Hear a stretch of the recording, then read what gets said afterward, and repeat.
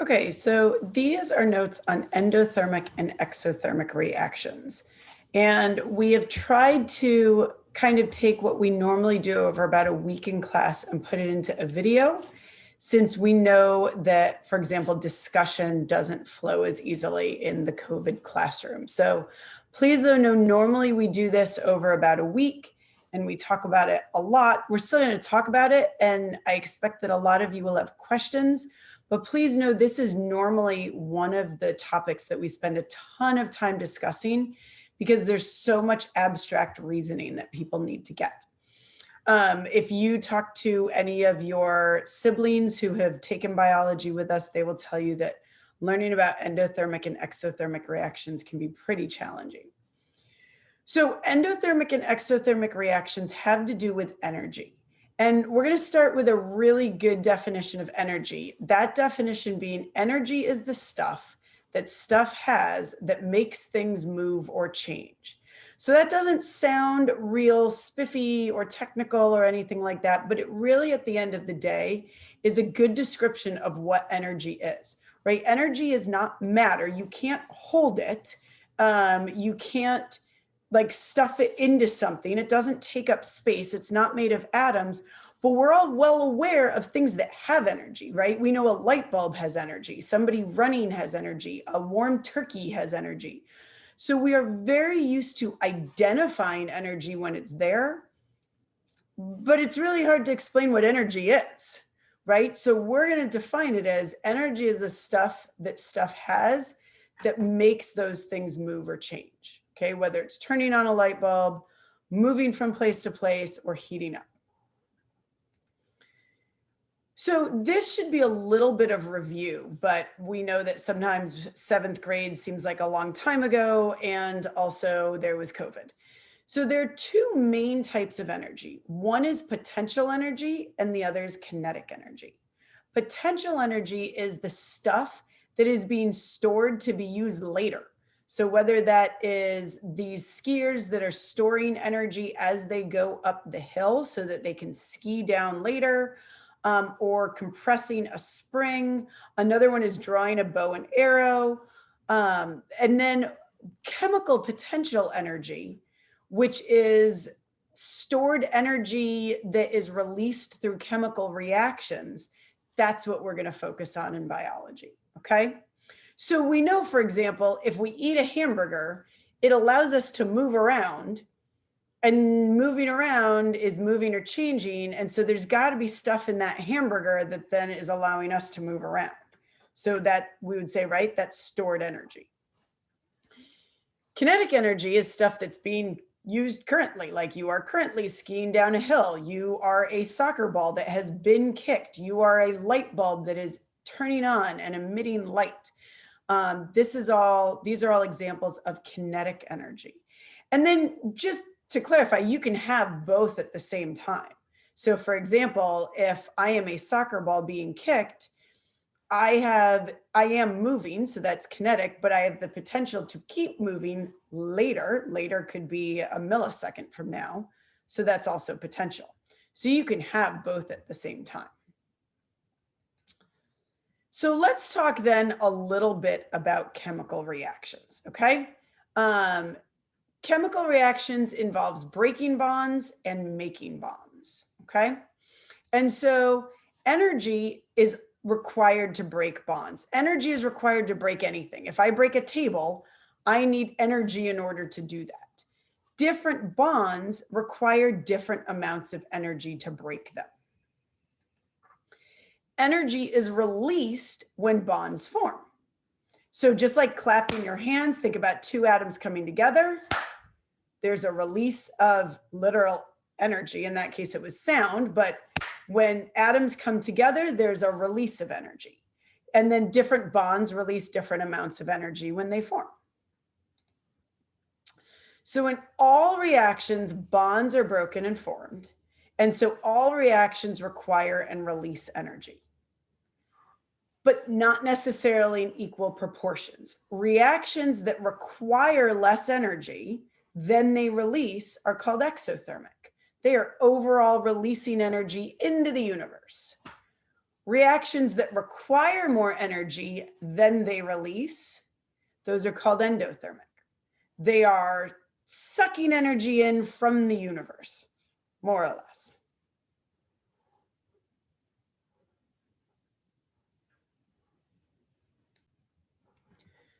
So what we've seen is that energy transfers in chemical reactions, right? Energy goes from one place to another, or one form to another, even, right? Energy actually also transforms in chemical reactions. So you may remember the whole conservation of energy rule, which is that energy cannot be created or destroyed. It can only change form or location. And so we often see both in a chemical reaction. So in endothermic reactions, which release energy, which absorb energy from the universe, what you end up with is heat, or sometimes kinetic energy, that is literally out in the surroundings, becoming chemical potential energy in a molecule. So we talked about chemical potential energy right at the beginning with potential energy, right? That if you, for example, eat a hamburger, it gives you energy to move around. If you put gasoline in your car, it gives your car energy to move. A battery is another example. If you put a battery in a flashlight, it allows the flashlight to light up. Those are all examples of stored energy, right? The hamburger itself is not doing anything. It's storing energy for you to use later. Same with the battery, same with the gas, right? There needs to be a chemical reaction to release that energy. That chemical potential energy is stored in the new molecules. But in exothermic, it's the reverse. There was a lot of chemical potential energy in the molecules that you're now seeing as heat or kinetic energy. So if you think about like the burning ethanol, we can now understand, well, that's clearly exothermic, because once we burned it and there was a chemical reaction, it gave off a lot of heat and light. And so that energy had to have been somewhere when we had the thing of ethanol. It wasn't created from nothing. Energy can't do that. That must have been chemical potential energy in the ethanol. And different molecules then we're seeing have different abilities to store energy. So like ethanol can store a lot of energy, right? Which is why we burned it and it gave off a ton of energy, whereas carbon dioxide only can store little energy, okay? So let's use a physical model. So this is my jar model. In this model, the jar is the molecule and the M&Ms are energy, okay? It's a model, okay? It's not real, it's like an analogy. So think about like this top one as our ethanol burning, right? Ethanol, as we said on the previous slide, can store a lot of energy. So we think of it like a big jar. But one of the products when ethanol burns is carbon dioxide. That can only store a little energy. So it's a smaller jar, and those M&Ms spill out onto your table. That's exothermic. Energy goes into the environment from chemical potential where it was stored before. But if we were to run this reaction in reverse, which you can do, you can reverse chemical reactions, but it would take a lot of energy to do that. Because what you have is you have something like carbon dioxide that can only store a little energy, and then you're going to have to put all this energy in to fill up something like ethanol. So it's going to take energy out of the environment. And in fact, if you had a thermometer, right, obviously with the burning ethanol, you would see a thermometer temperature would go up. Here for endothermic, you would see the temperature go down, okay? So that's how we can use a physical model, right? Here's the problem though. We like to say this, you will hear this. If you Google, where is chemical potential energy stored, right? You're going to find some version of this phrase. Chemical potential energy is stored in the bonds of a molecule. And that does and does not make sense. So on its surface, you're like, got it. M&Ms are stored in a jar. Chemical potential energy is stored in the bonds of a molecule. So here's two different ways of writing ethanol. I've got some bonds, right? Right here and right here and right here. So clearly the energy is packed into those bonds. This makes total sense, except for one minor problem. And this is the crux. Those of you who are deeper thinkers may already be there. We just said energy is not made of atoms. It's not something you can hold. We all can identify it, but it doesn't take up volume. It has no mass. And so it's not like M&Ms that I can hold and, oh, now I have more M&Ms and now I have fewer M&Ms, right? So what is it exactly that's in these bonds? Stuff that is not being used to make things move or change right now, but could be later if I have a chemical reaction. That's problem number one. That how can you store something that is not tangible? Here's problem number two. Bonds aren't real. There is no sticky thing that's connecting atoms together. This is a much better picture of ethanol. Notice no bonds. All bonds is a force of attraction between two atoms. It's not a thing. Bonds themselves are not tangible. So what does that mean? The chemical potential energy is stored in the bonds of a molecule if chemical potential energy is not a thing and bonds are not a thing.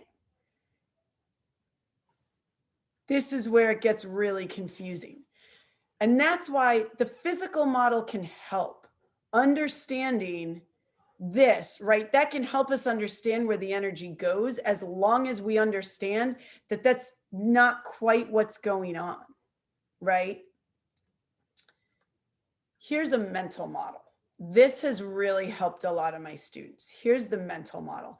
I want you to think about energy like kindness, okay? Kindness, we know, just like energy, we know it when we see it. We know what kindness is. We know what a lot of kindness is. We know what a little kindness is.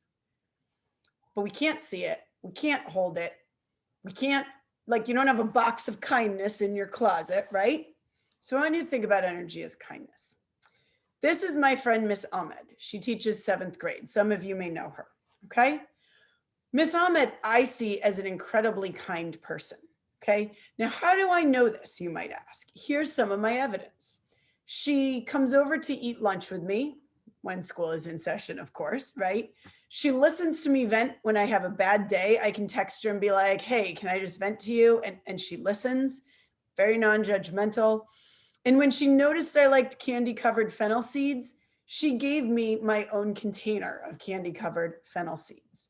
So how do I know she's very kind? I know by her interactions with me, right? Now, this kindness isn't stored anywhere, right? Like some of you in class go, oh, it's in your heart, right? Very sweet, very nice. But no, right? There's not literal kindness stored anywhere in literal you. But we know that she's very kind because of how she interacts, right? The bell rings for lunch and she comes over. So even if it's not lunchtime and I haven't had a bad day and I don't need any candy covered fennel seeds, we still think about her as being a very kind person. We can think about her as having high potential kindness. And high potential kindness results in a release of kindness during reactions. In other words, if Miss Ahmed were to react, it would be an outpouring of kindness. It would come from stored in her to out there in the world. That would be like exothermic. So molecules like ethanol that we know predictably in a reaction will result in a release of energy. We say those have high chemical potential energy.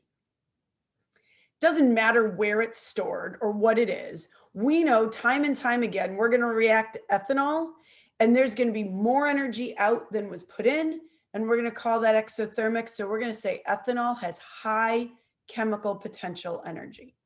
And what we're going to be looking at when we're looking at food, for example, is what foods have higher chemical potential energy.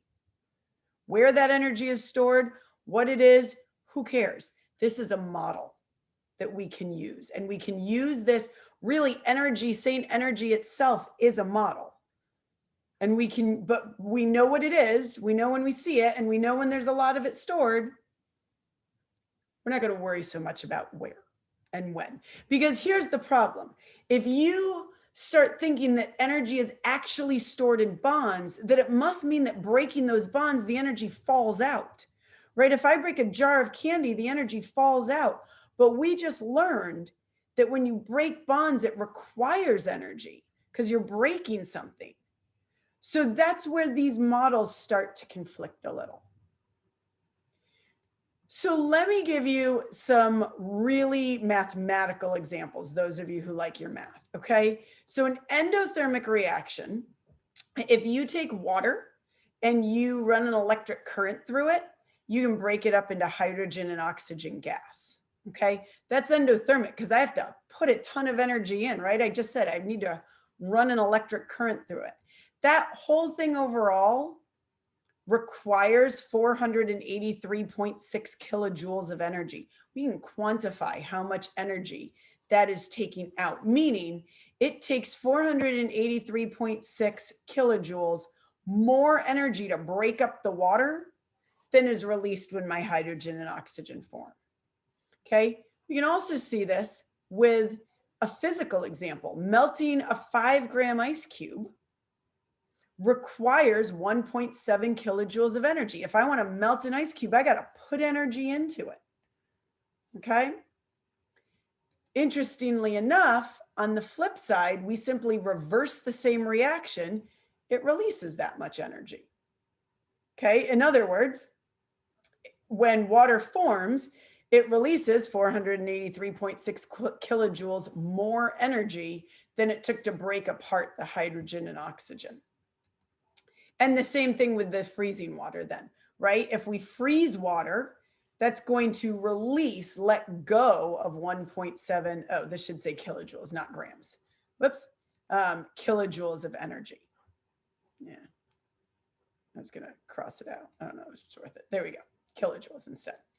Okay, so this is a lot of information on energy, energy transformation, energy transfers, thinking about energy in a new way. I basically just gave you all this information in very, very little time. And so I expect that people are going to really struggle with it a bit and have a lot of questions. And that's good. The more questions you have, the more you're thinking of this and processing it. All right. Have a good day.